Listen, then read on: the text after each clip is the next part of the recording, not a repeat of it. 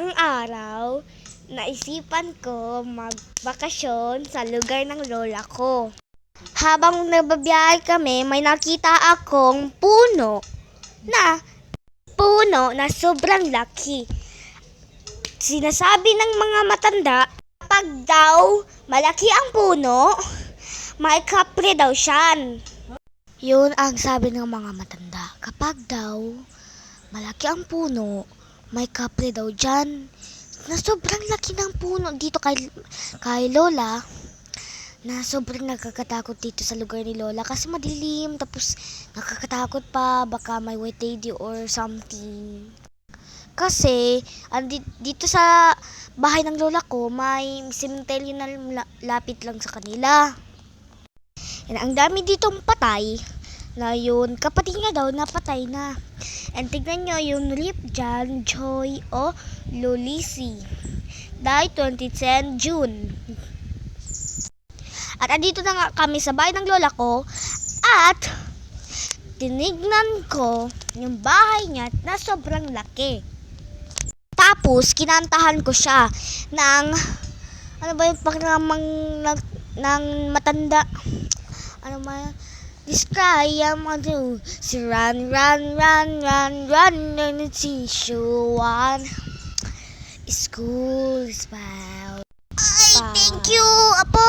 Salamat. Nagpunta kayo dito sa lola nyo. Kasi ako lang mag-isa. Yung lolo nyo nandun sa kapitbahay. Nagiinuman yun kahit matanda na. At may nakita ako dyan. So, thank you nga pala pag nanood dito sa YouTube ko. Hi guys, And so sobrang salamat yung kwento ko sa inyo na first viewers ko sa bukas na lang 3 yung views. horror story ko, ha. Thank you po sa inyo. And ayun na nga. So, gusto ko na makutulog. Pero yung papa ko, andun pa sa labas. Sabi ng nanay ko, kapag pumasok na ng tatay ko dito sa bahay, magsisira na daw ako ng pinto. Tapos matutulog na daw yung papa ko. At ayun, tumulog na lang ako. Tapos yung kapatid ko naman, sobrang tulog kasi wala siya tulog, puro siya ML. Sorry guys. Pagka umaga, yung mga lights sa bahay namin, ang color yellow talaga. Kasi horror story naman to, di ba? Hindi ko to Hindi ko to post sa Facebook.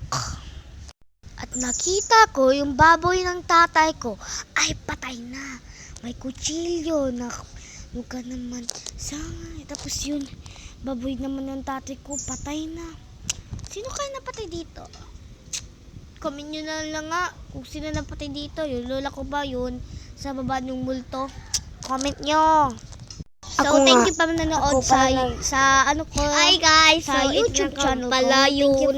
Thank you for Review sa unang video. Tapos sa bukas na lang stories ko yung naman, horror story may ko, 55 ha. views. Thank you talaga. Hi guys, so At maraming pala salamat yun. sa inyo. Kwento ko sa inyo na Pwede bukas na lang yung horror story ko, ha. So, Ako nga. salamat na lang Ako ako sa parang inyo kasi